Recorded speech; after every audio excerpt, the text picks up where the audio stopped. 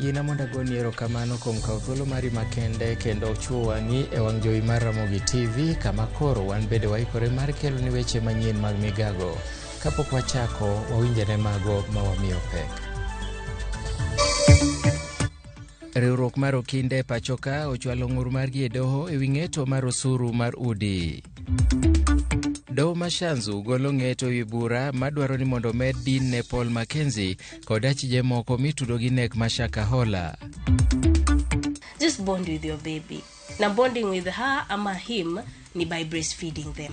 Ijiwo jokanyo mondo ket lwasi makare e kuonde tije ne mine madhodho kaka yor neno ni nyithindgi oyudo ngima makare.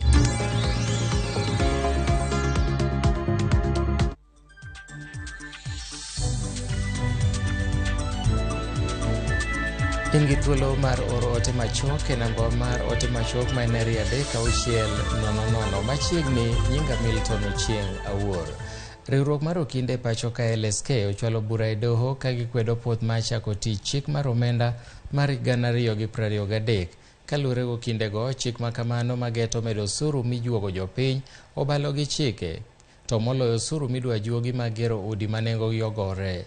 Giwacho ni juok mar osuru mar 1.5% biro choro ratiro mag oganda jo Kenya.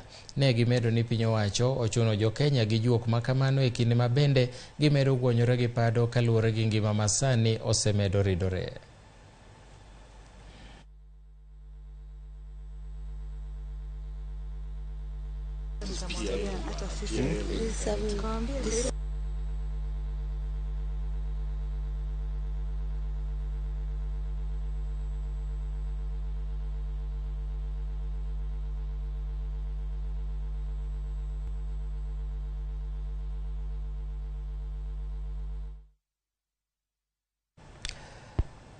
E weche mamoko en ni nonro mohiu manotim kod riwruok ma ok mar piny owacho Amnesty International oyango ni obila nohinyo ji mohewo 107 e ng'anyo ma Kisumu. Lipot mar Amnesty International bende lero ni obila ne luwo kendo monjo joma nie udi e kinde tulo manoluwo ng'anyo mane mar kwedo sirikal. Kaluwore gi lipodno, ji 47 noyudo hinyruok mag magina e ng'anyono. Lipodno bende oyango ni ringre 11 ne oyudi e kar kano ringre ma Kisumu kod Kisii ka ji 16 pod medo yudo thieth kaluwore kod hinyruok mane giyudo e lwet obila e kinde mag ng'anyo. Obila 11 bende nohinyore e tulogo. Jokanyogo dwaro mondo obila moyudi gi keth mar hinyo jopiny mondo mi okaw negi okang' mager mar chik.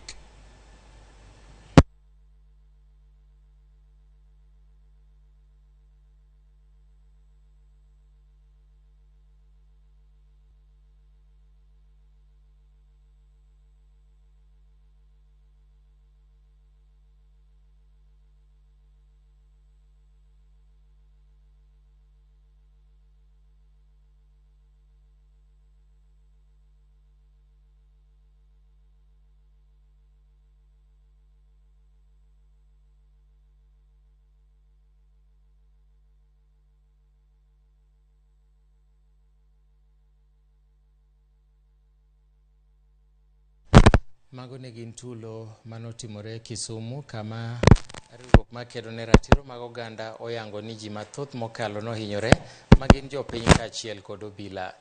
Wadhi weche mamoko en ni tij fwambo ok yot kaluwore gi kinde ka kinde jotij fwambo wuotho ka gi kacha ka gifwambo kendo gikeyo weche.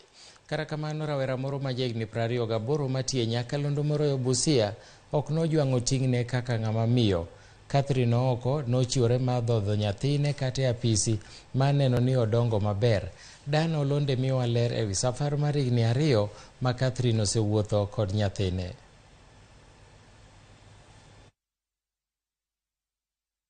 Nyako okiji ka omonde tije mar fwambo odhi achiel kachiel kod nyathine nyaka tesen Nyakalondo no manitiere gwenge mag Busia.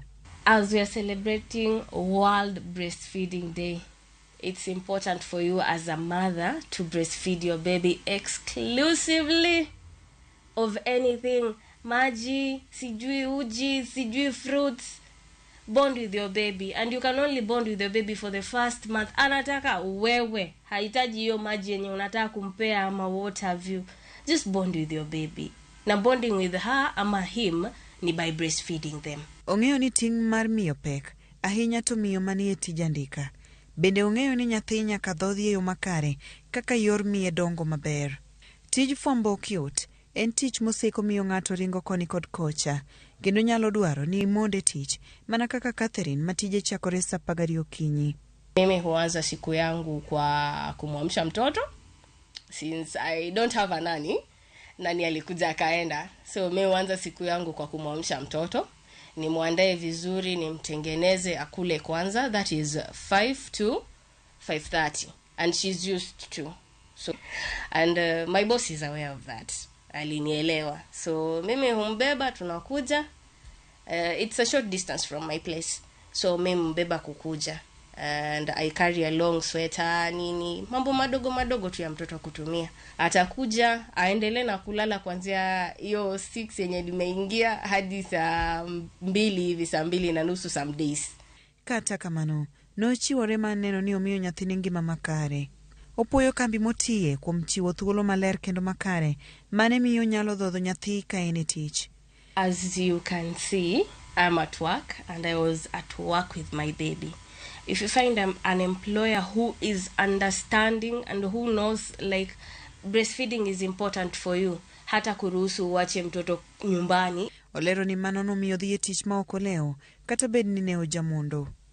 Nyathini bende nong'iyo gi bedo kod min gi studio, ka ohore kendo ka ogeno ni chathuno ok bibaye.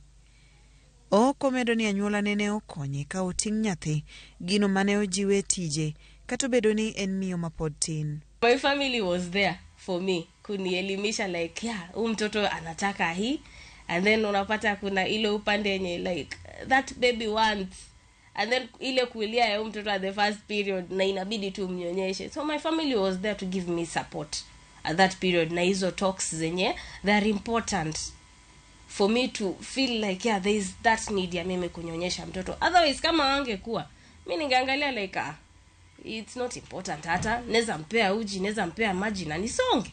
Sani Catherine wacho ni nyathine oseoyo dhoth. Omedo jiwo mine matiyo mondo yud yore maneno ni gidhodho nyithindo kata giweyo chien chathuno ne nyithindgi matindo e kinde ma gidhi e tijegi. Kipindi hewani asubuhi njema, na mimi wako Black Sugar. Dana Ulunde, Ramogi TV. Riwruok jopuonj ma mine ma pacho ka Kewota oromo ka tiegruok ma Tomboya e boma ma Kisumu mar twak ewi kaka ginyalo siro mine kotenore gi weche dongruok ka girango machiegni jiwo dongruoge mag teknolojia kata yor lony manyasani kitiyo kod mbui. Bende gitwak ewi kaka ginyalo konyo e kedo ma tieko nyangu mar nyithindo manyiri. Karomo makamano geni idhi yuorie kod jatend migawo mar tudruok Eliud Owalo. Millicent Adhiambo miyo walera achiel kachiel kowuok Kisumu. Millicent, kinyalo winja, inyalo nyisowa ni to romo makama timore kama nade, to welo mage mabende migeno mosechopo nyaka sani. Erokamano ahinya Milton, achiel kachiel kwa wuok e kar tiegruok ma Tomboya Labour College mayudore e boma ma Kisumu, kuma romo mar 4 mar riwruog jopuonj ma mine ma bende ong'ere kaka Kewota dhi e nyime. Ka romo ma kamaendi bende ogen ni jatend migawo mar tudruok Eliud Owalo biro chopoe kendo mar riwore kod jogi. Mana kaka waseyango kanyo ni romo niendi en achiel kuom romogo eko ma bende temo siro kata jiwo joma mine mondo mi gine kaka ginyalo dongore kakalo kuom weche mbui kata teknoloji e yo lony manyasani kendo e kedo kod weche mag nyangu. Wadwa ni wayud kuom jogo ma bende ochopo kaendi mondo ginyiswa ni to e romo ni endi osekonyogi e yo machalo kanade, to e romogi mar 4 gi ang'o ma girango machiegni ahinya momiyo giromo ne kaendi mar twak kod joma mine kata welo ma bende gigwelo. Welcome. Okay, as an ambassador of the Kewota, you can just tell us a little bit of what is going on, why you are here today, and why you are an ambassador. What are you focusing on, or what ways are you using to empower the women? Look at the camera and start by your name. I'll be. Okay, because I just need to correct what you've said, unfortunately. Is that okay? Yeah. All right, okay. So my name is Kadri Humalayal. I'm the Honorary Consul of Estonia in Kenya. And Estonia is one of the countries that is outstanding in education, in literacy.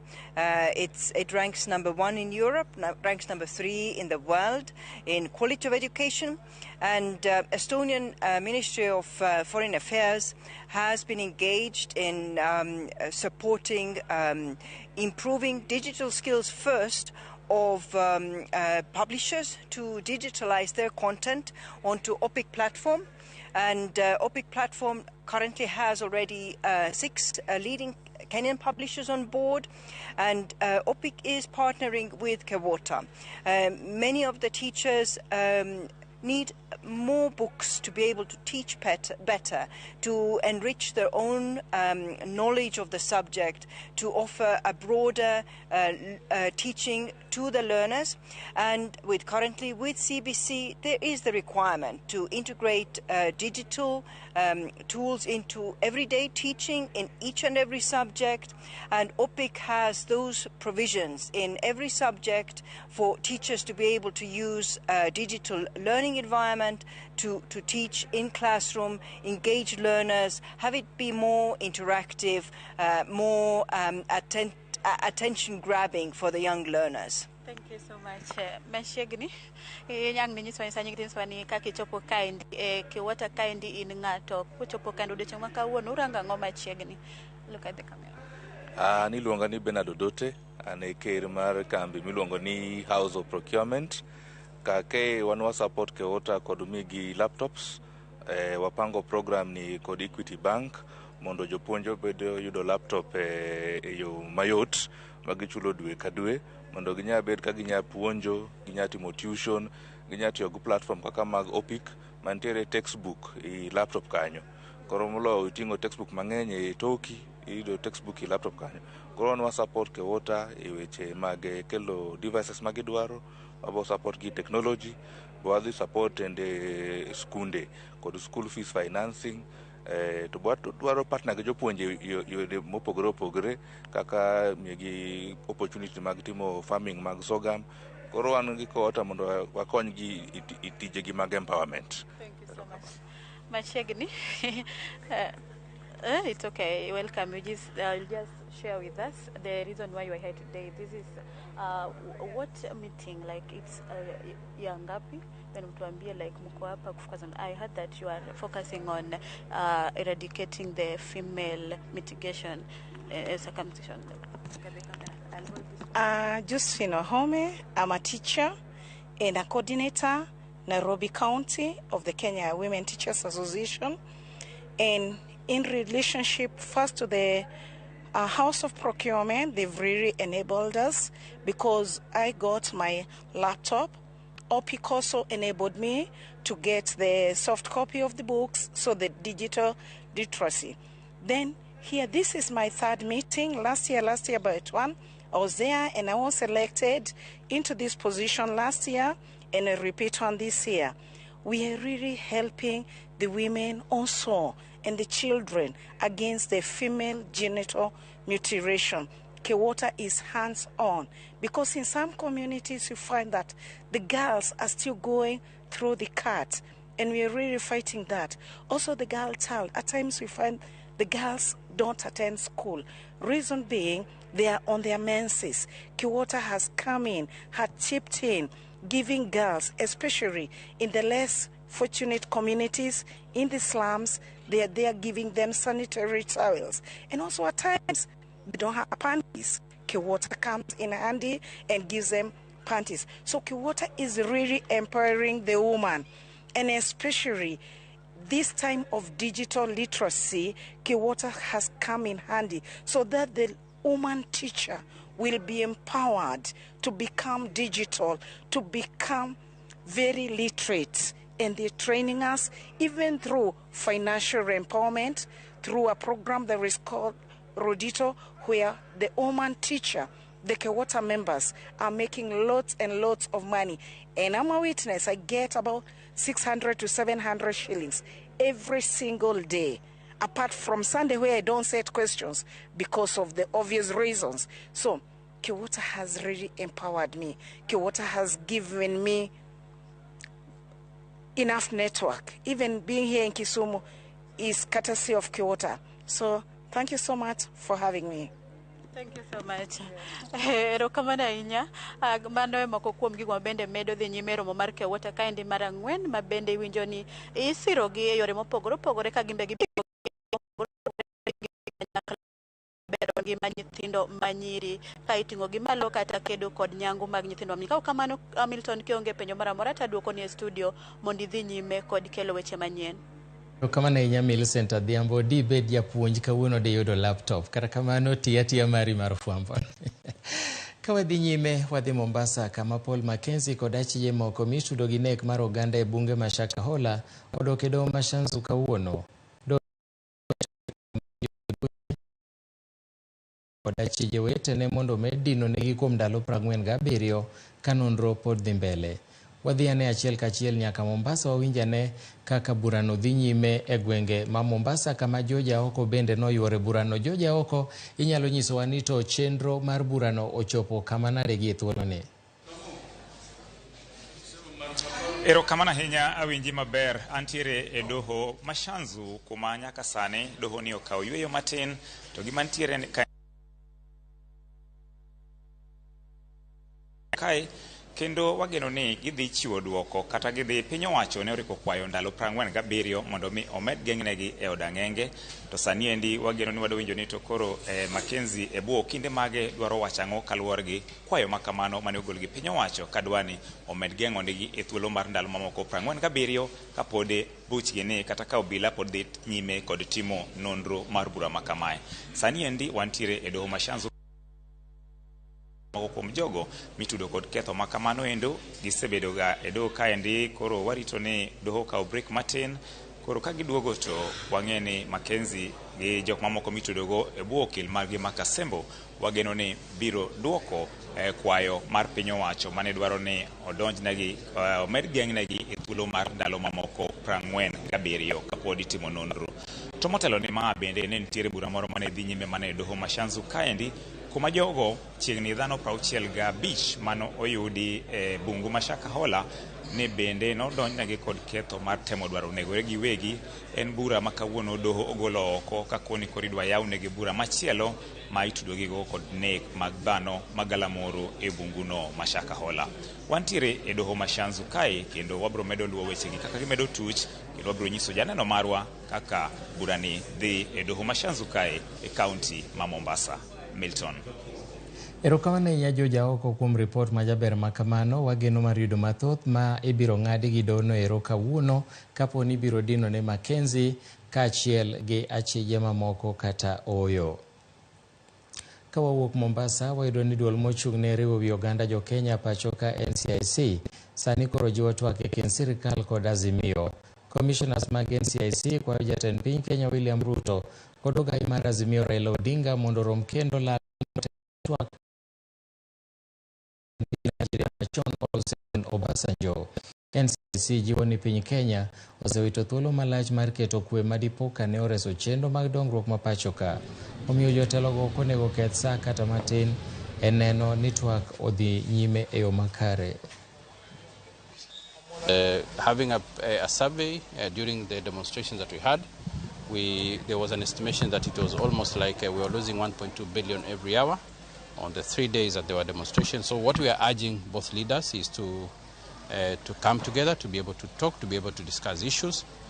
But what we'd like to urge the politicians is that they should be able to respect the constitutional processes that have been put. Jatich ot miseyo gi keth mar kwalo nyathi ma wuoyi ma jahiga achiel ne ochwal e doho ma Homa Bay kawuono kama nodonjne gi ketho mar kwalo nyathi.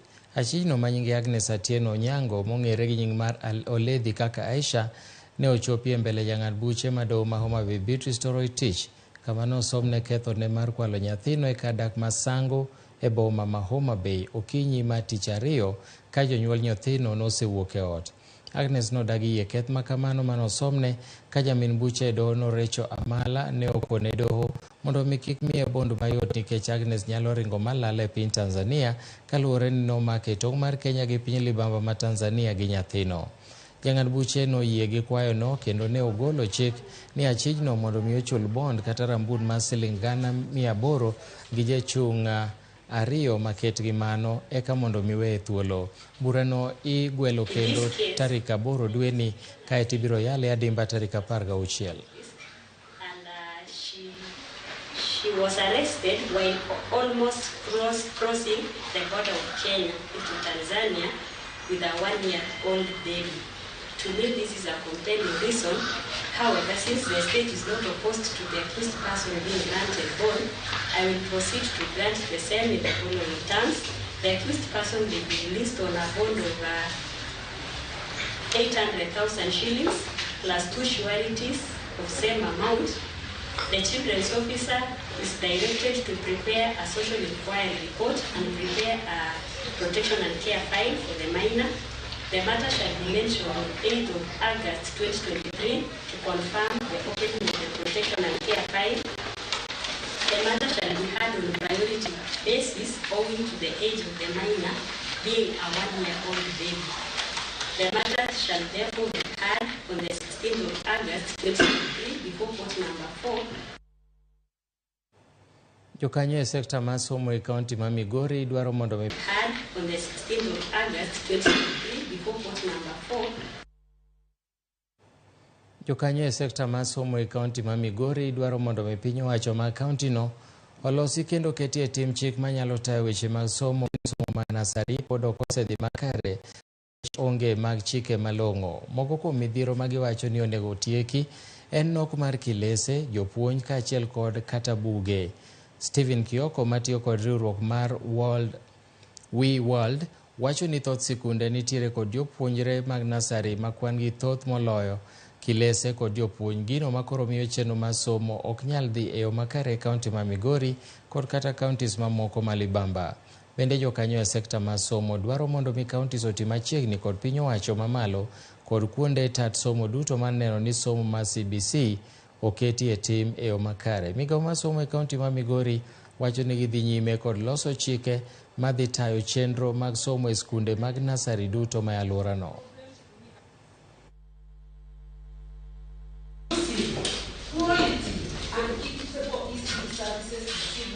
There has been increased enrollment due to free primary education, and the number of ECD facilities are not adequate for all the learners.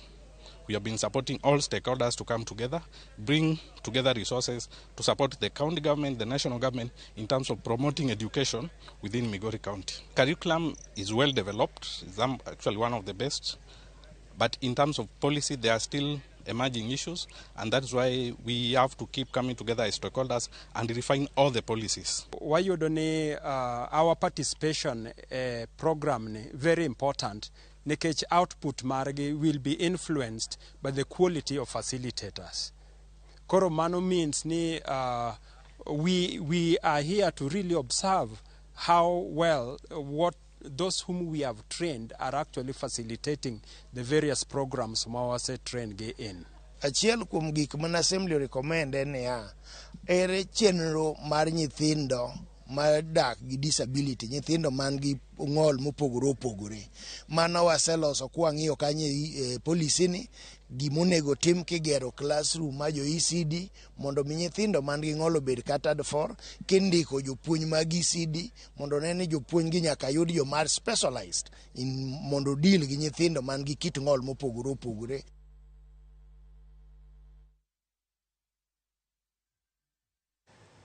Ramogi yiena monda ka oyueyo mokwongo e chenro mar Migago kik idhi mabor, aduogo bang' thuolo machuok.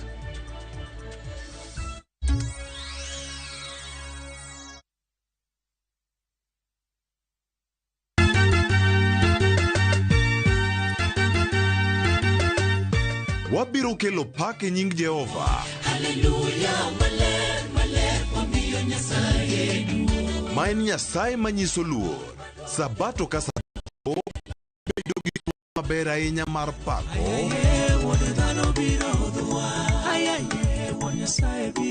Kendo lamo Nyasachwa. Gi wende kod wach Nyasaye. Nyasaye. Tamor gi Yesu Kristo. Ni wuod Nyasaye ni ng'amo keto geno ne kuome ok nyal lwar be ok nyal neno wich kuot. E Injili ngima. Ngeso ka ngeso chakre saa 2 okinyi e Ramogi TV.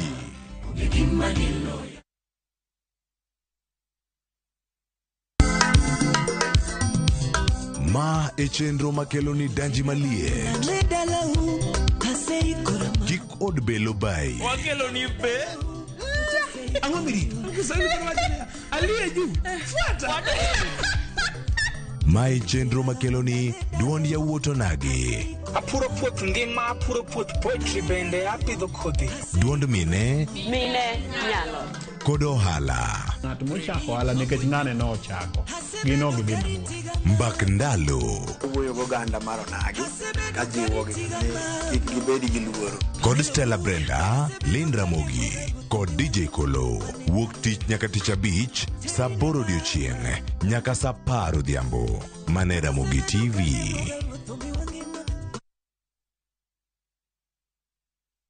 Royal Mabati Limited waseyepo Kisumu City. Wan kod mabati marang'iny mare ni malo, otegno, nengone yot kendo gore piny. Yud ber mag offers ma wan godo sani mag gauge 30 kido mar profile gi siling 388 kuom mita. Roman tile gi siling 621 kuom mita. Stone coated tiles madhi gi siling 725 kende kuom pisa achiel. Kanyakla gi nengo mogore piny mar chumbe witado kido mag light gauge steel trusses manegone sani waketo maromre koda bap tado mag timba magedo. Funde duto nyalo limo bede wa Mama Njit House mayudore Accra Street, apaya ma Paul Mboya Road. Gochie 072 6 3 8 mondo kelni nono maonge chudo kuom seche 72.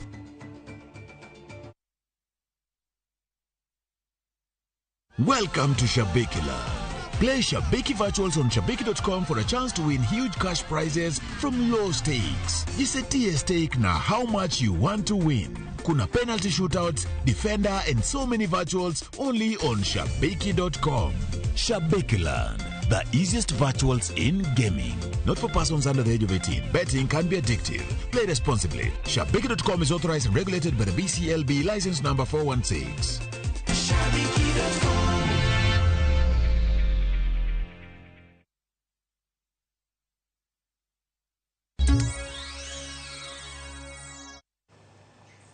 Machiegni kendo e kinde magoro jodak ma Wajia ne japango laini ka girito chiem kony. Gisani jodak ma Wajia North manopuro kod kayo cham mathoth kamoriwo oduma kod bel sani winjo maber mokalo ka riwruok mar jopur e alworano ochogo masin maduong' marego cham ka gigeno mar uso mwandu gi alworano kod kauntis mamoko. Roy Polo nigi lipodno. En tipo manyien kaluwore ni alworani osebedo kanuro e kinde mag oro kendo jopith mang'eny oselalo jamni mag-gi ka jodak bende ne jarito mana chiemb kony ndalo mane oro okwako piny. Sani jodak ma Wajia orwako pur kaka yo manyien mar bugo dero mar chiemo. Wakati tumeona shida yetu na wanyama wameenda, sisi tumeanza hii kazi ili tuendelee mbele, ili vijana yetu wasikue wizi, wasikue bank, wasivute bank, wasikue okora ngine. Ile ndio tumeanza hii kazi. Korondile en achiel kuom gwenge manie tong Kenya kod piny Ethiopia. Omiyo gisebedo ka samoro ginyiewo chiemo mawuok Moyale. Anything grows here. Everything. Any crop. And one interesting thing, all these are organic. Jopur jiwore e puothegi. E kindeni gin kod lek mar nyago chiemo maginyalo uso e gwenge mamoko. Chakula hatuwezi kosa. Because hapa ikifanya kazi watu wengi wataleta chakula hapa. Wataleta chakula na hiyo chakula tunasalisha na tunatena tunauza. En lek magisechako keto e tim, ka koro giseketo masin marego cham e chenro ma omuonyo omenda madirom milion 10, chenro ma oriwo jopur mohingo 500. We want to export food to Mount Kenya and to Rift Valley because they have been growing maize since independence. I'm told maize is no longer doing well. For us, we have just started. We will produce better maize than Rift Valley if the government supports us. En dongruok mukelo geno ne jowajia. Maji hatuwezi kosa. Hapo nyuma tuko na tangi ya 10,000 liter na tuko na gari ya maji kila wakati, tukiitisha tunapata. Tuko na baho lingine karibu, hatuwezi kosa maji. Sani gimanyo yo mar yaro dero mar kano chiemo. Ya pili, hatuna store mahali ya kuweka chakula. Tena tukifanya value addition, tena hatuna mahali ya store ingine ya kuweka. Kata kamano, giywago nok mar sitima. Shida yetu moja ni kubwa sana ni sitima. Sitima iko karibu hapa. Transformer moja na miti mbili tu tunataka.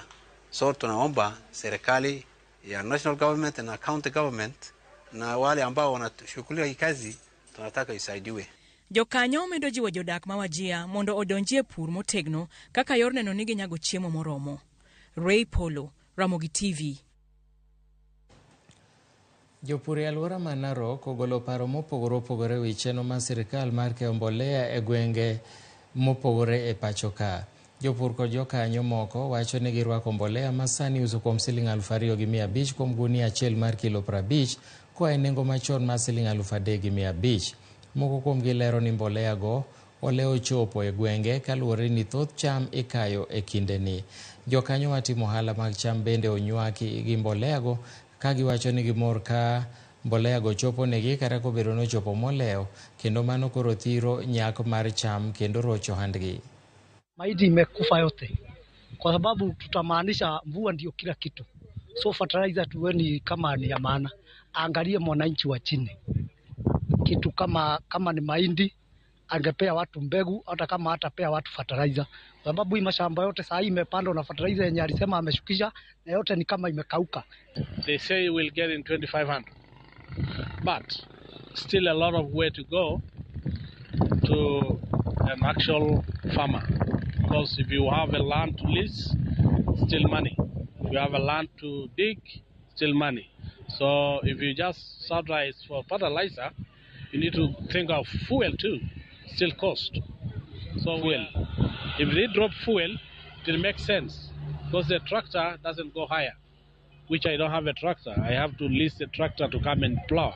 Sasa ni msimu wa kuvuna, sio msimu wa kupanda. Kwa hivyo sisi kama wafanyabiashara tunategemea mazao, wanafaa waangushe bei za mafuta irudi chini ndio tuweze hata mkulima akichukua fertilizer bado wanatumia mafuta. Miti wamekata, misitu imekatwa, miti imeisha na hatuoni faida ya misitu ikikatwa, na miti ndio inavuta mvua. Tunapata mvua, chakula inakuwa mingi. Sisi kama wanunuzi wa nyasi na pia wakulima, kwa kuwa wakati wa tukipanda hii nyasi itakuwa rahisi wakati wa tukipanda, na pia itaongeza mavuno wakati wa tukivuna. Jokanyo e sekta mar sukari kod pur niang' omedo golo pachgi e wi chenro mar sirkal mar omo sukari kowuok e pinje maoko. Moko kuom jopur niang' neno ni chenrono en mano mabiro medo hinyo sekta mar sukari kendo thiro kembe mag sukari. Jafwambo mar Millicent Adhiambo miyowa ler e wi wachni. En twak masani jokanyo e sekta mar niang' kod sukari chiwe pachgi. Moko siro lwedo okang' mar omo sukari oko. Ka moko kuom jopur niang' to nene kaka yo madhi rocho yuto margi. Wainyre sana nikech wapuro niang' tok dhi maber. Sasa ni king'iyo ji nie puothe kendo puothe wa nigi niang' mabeyo moromo sukari kata higni mang'eny. Ok ochuno ni nyaka omno sukari oko. Nimekanusha habari ya importation ya sugar. Waneno kagima nitie rot moro midwaro mondo mkulima gine japur mar niang' koro mondo tho kabisa. Komesha nochakore chon, onge ma komesha osekonyowago. Jopurgo oseyo sirikal kuom golo chik mar loro kembe ka kembe sirikal giwegi ema osebedo ka digni e kayo niang' ma osetegno e puothe. Niang' mipuonjo go nyathi.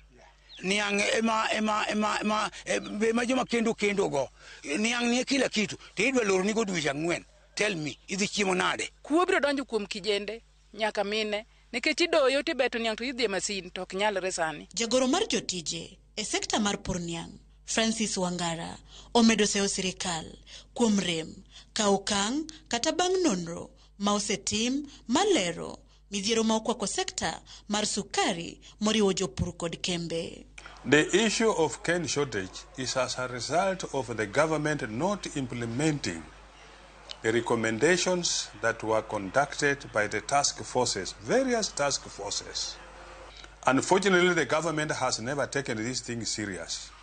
If they would have taken this matter serious, we would not be having the cane shortage that we are talking about now. Olero ni ponono sirikal opudho wach kelo sukari mawuok e pinje maoko to pur niang' koro dhi lwar piny kendo mbemore. This one must be checked keenly so that whatever comes in does not flood the market to affect the millers and consequently affect the farmers. Kwayo gine sirikal ema niang' maoko miwa gine maoko sukari maoko ok bi konyowa. Mano konyo mana jogo to wan wawegi wakonyre nade ka. Wakwayo ni mondo niang' mondo dhi mbele. Jo industry gi osekaw gi masogi e iye magin tinde wach mar industries gi magiwinjo japuro gi winjo wachgi. The cane harvesters have no job. The transporters have no job. Business people around those areas have nothing. So it is going to paralyze so many activities. Katodoko ni jatend piny Kenya nyocho sesingo ni nengo sukari dhi lwar machiegni ni. Kembe sukari e alwora ma Nyanza kod Imbo mar Kenya to koro oseloro bende paro mar chiko omenda ma higa 2024 manyocha opuodhi nitie atamalo 5 mar omenda ma ibiro chuogi e wi sukari mawuok oko mar Kenya kaka yorno maduoko piny tiyo gi sukari e sama bende bech sukari to pod ochung' e shiling 225 nyaka 250 kuom kilo achiel. Magi duto timore tok duol mochung' ne pur kod chiemo pacho kaendi ochungo ng'ado niang' kuom dweche 6 mar miyo niang' thuolo mar chiek e seche ma jatend piny to seyo kemberego sukari kuom ruochruok ma osebedo ka ogo tach e sekta no. Millicent Adhiambo, Ramogi TV, Kisumu County.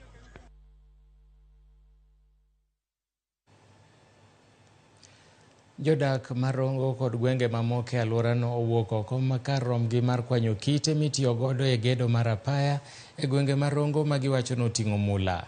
Kitego eko oseywayo oganda nyaka mowuok e sub-counties mamoko ma libamba ma bende obiro manyo mula ma humbe medo landore kono.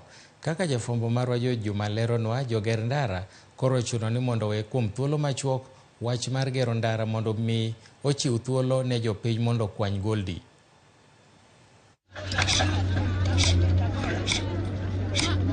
Jodak marongo kwano gweth ariyo ma obiro negi nyadichiel. Gin gweth ma oting'o gedo mar apaya, ka gweth machielo en yudo mula e kite ma itiyo godo e gedo mar gero apayano e chuny bomano marongo. Jowadwa bi une gima timore. Nyasaye ogwedhowa. Adier goldi to nika. Ji ok nyal biro mang'eny ka goldi onge. Goldi ka kendo nitie joma noseluoke manosenwang'o nyaka pesa. Kuom kinde ma ndalo adek, thoth jodagwego mag Rongo koro jot mane kanyono ma ilose apaya ka gima duong' ma omiyo koro gi jot kanyo en mondo gikwany kite ma iolo kod lose malos apaya, kite ma giwacho ni oting'o mula. Mali wuok e gweng'wa ka koro wakwa polisi no miwa kwe gitemo bwogo matin lakini wadwaro mana kwe nikech kaluwore gi kaka piny tekni to dhako yudo kama nyalo yude konyruok wakuo kwani miwauru kwe watimuru chamo gini ema konyowa. Koro ane ka nawinjo nyoro ni gold ni yudo ka aringo matek mabiro ka mondo mi abi aneni to gold mowuok gweng'wa ni ter gold machal nade to ka nabiro ka nayudo mara moro matin adhi akanot kendo kawuono achaka duogo mondo achaka ayud mara moro matin. E kar gedono mar apaya koro gigwenyore mana kod tingni malos apaya mondo giyud thuolo mar kwanyo kitegi. Sinani magiketo e kwanyo kitegi magiwacho ni oting'o mula koro osemiyo kata jokanyo mag kambino ma bende koro gero apaya mondo koro migi thuolo mar kwanyo kitego. To wagone Nyasaye kamano nikech gin wasagombe to kelonwago kama chiegni. Koro wasechoke ma dhano bir mana gi loche waomo mana gi tukutuku ga pikni to wan gi geno ni kawuono idhi luoke. Nyaka wamigi thuolo nikech gibe gimanyo. Okinyi imiyo gi thuolo gi ywero ma gidwarogo to gichung'. Sama gireda tiyo ginene excavator kunyo to giwuok mondo kunynegi. Kosekunyo to gikawo gold no to wan wadong' gi material mwakelo ka. Midusa Inosodum wach ni kalure kod dwaro mar oganda gisebedo kod winjruok makare mondo koro oganda oyud thuolo mar kwanyo kitego kaka mi bende oyud thuolo mar dhi nyime kod gedo mar apaya. And it is gold. Yes, we have seen it, it is gold. We have sampled it, it is gold. Kidi wenauru because wan wadisi gi kidi. To muneno ni gold tunyalo kawo. Samu kawo to miya time. amiyo samu kao to gi sama koro atimo adhi mbele mondo mi kik wachung ndarani kech ndarani onego los piyo piyo orum. Moko ndagwego mag Rongo wach ni giseyudo mula kuom kite mabende gisekwanye kamigeri apani ka mula go giseuso. En ndo achiel 10 liter nogolo 7,200 emana omiambi atemo matek mondo chaka duogi. Bang' yango ni kite ma itiyo godo e loso apaya gi magiwacho ni koro ting'o mula wuok e gote gwego ma Komire e sub-county ma Wendo, kweth maduong' mag oganda bende koro goyo tach e godni. Nabiro ka nayudo wach ni gold yudore dala mar Komire ka. Dala mar Komire ka no jochana kunyelo katero kaloso gondara dala mar Rongo. Jo sirikal koyie to weji oyude mwandu ka maginyalo konyore go. Kane waneno ka ji biro ka nyaka gotieno to ne waneno ni ngima jopiny to gi machines manitie kagi nyaka wahakikisha ni kare. Koro kan watudore gi OCS mawendo to nokel security kae mana mar ng'iyo ni jopiny obedo kare. Osechuno mondo koro kel kwan mathoth mag obila e kama koro ikunyo mulani mar neno ni kwe koro bede kinde duto kaachiel kod neno ka magarapano bedo kod yot e kunyo kite magarapaya. Oganda gi wach ni gombo margi en ni mondo koro wegi thuolo mondo gidhi nyime kod kwanyo kite kaachiel kod kunyo kitego ma oting'o mula ka gisingo ne gidhi timo yor kwe. George Juma, Ramogi TV, Migori. Kaka jikwanyo hawi. Ten County ma Kisii ochako chenro mar chwalo tangi mag pi e skunde mosebedo kod midhiero mar pi e kinde mokalo. Chenro mitayo kod migawo mar pi e kaunti ma Kisii bende geto tieko midhiero mar tuoche mikelo kaluwore kod nok mar pi kata pi mochido. Mpango chenro mane ochaki ayanga kod gavana ma Kisii Simba Arati geto mar konyo skunde 45 mag piny owacho manie kaunti ma Kisii.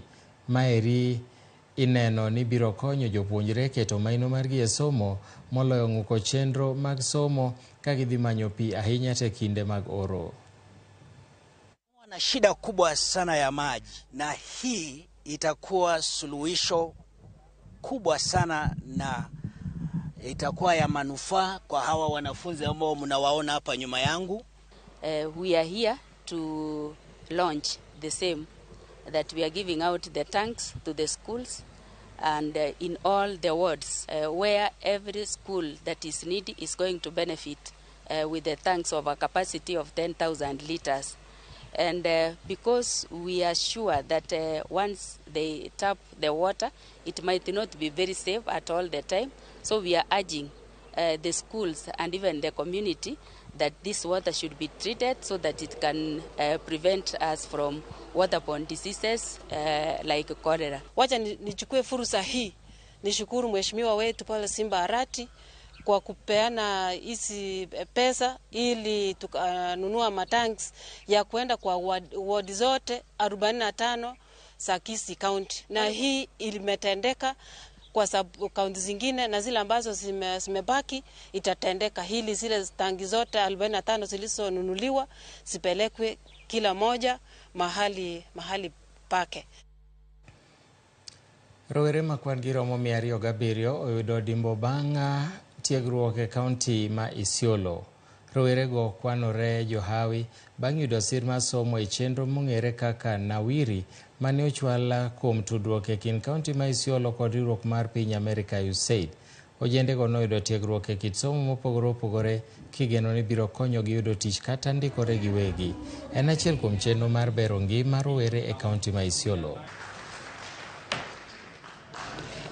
Sisi tumepata kufunzwa kwa muda ya miezi mitatu na tunaendelea vizuri. Langu ni kushukuru sana imradi ya Nawiri. Imetuwezesha sisi vijana kujua skills ambayo tulikuwa tunaiekelea hapo.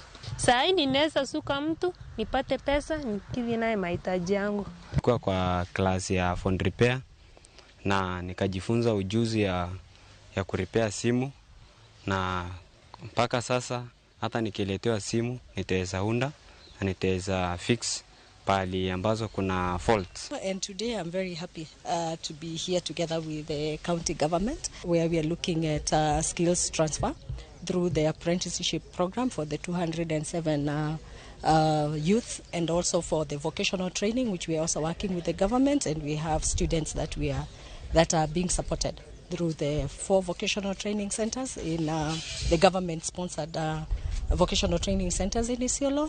So this is a special day, especially for Isiolo, where, as a unique way, the county governments and the partners have embraced partnership, where we do the co-planning, the co-funding, and the co-monitoring of activities.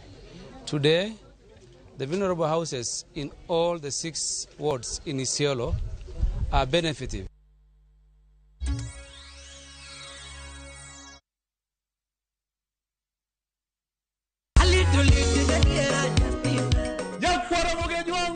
Chiegni e show mamit maraktari ma ilongo ni Ramogi night wakelo go ticha beach seche machal kama ka inja hera mar luo benga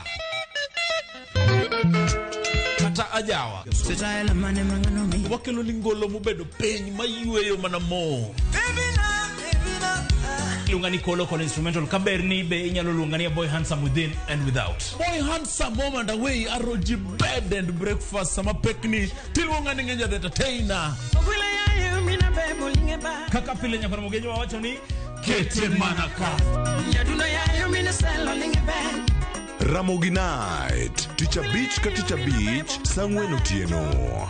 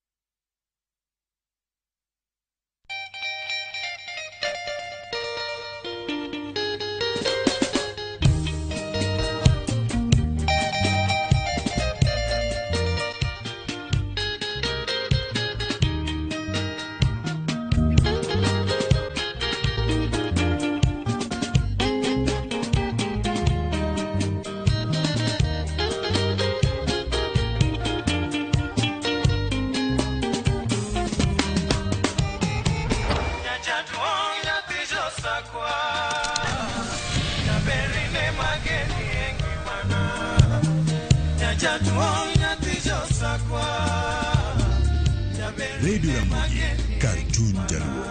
Radio Ramogi.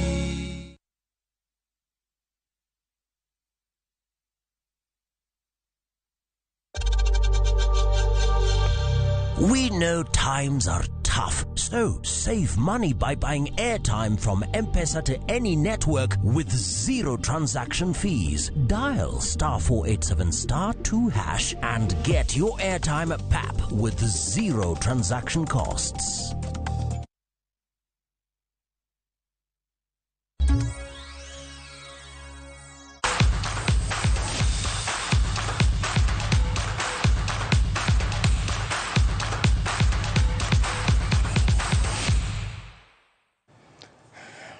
Toka korwadhi pape ni japuonj matuk tenis mawuok e piny Italia Luciano Esposito ni e pachoka kama otiego jopuonj mag tenis mathurka kuom dwe achiel.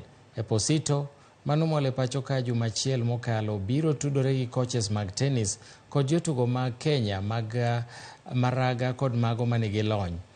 Tugo mar table tennis nochung' aming'a kinde midhusi mar corona ka corona nomuoch e piny mangima, kendo japuonjno koro nigi ting' mapek mar neno ni odwoko tenis e wang'e pachoka.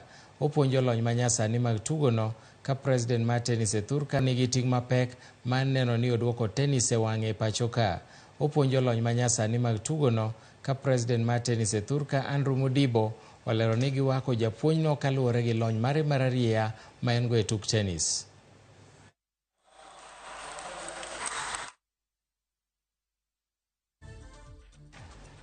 Ramogi mano emang nokelwa e giko mar chenoni mar Migago ka ruoth oriti, an bende orita makare asingoni mar keloni weche mamoko manyien koromo saa 10 e chenro mar kagi kacha. Bed godiochieng' mokwe. Nyinga Milton Ochieng' Awuor.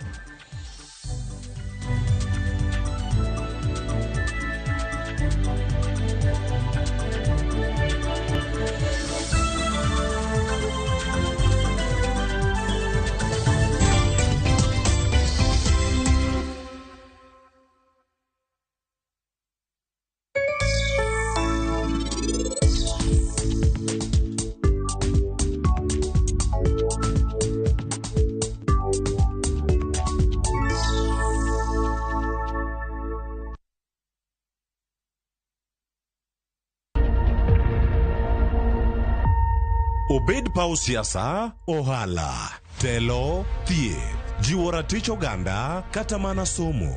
Ka onge jiwruok e kindwa to ok wabi bet. Ng'ama miyo, duonde kata tekone nyisore e okang' mamalo. Dhowa ni can do so much. Wuo gi ng'ama nyalo wuoyogo many network ni. Kamora mora ma intie pacho ka. Mine osekelo dongruok mathoth e pewe magimako, kendo lony margi kelo lokruok mathoth. Asementa ji moromo kendo I'm very proud of that. Winj lony, jip kod puonj magichiwo. Gimoro amora midwa timo tim gi tekoni te gi chunyi te nikech mano kende e yo minyalo dongori godo motegno. Ngeso ka ngeso e chenro mar Mine Wacho kod Jaelieta.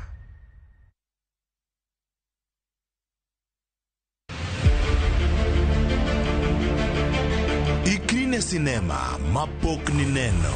Kinyono kon tanyono koni. Owinjore kendo disore. Ene ot achiel moting'o tuke mawuok Luo. Wan kod gigi duto. Mitanigo dhako amula mana matin. But mule matin no is violence. Sigana mamoro chunyi kama kawaida. Dongo chala chai manum. Sukara ore, ng'ich beno ng'ich. Mopong' kod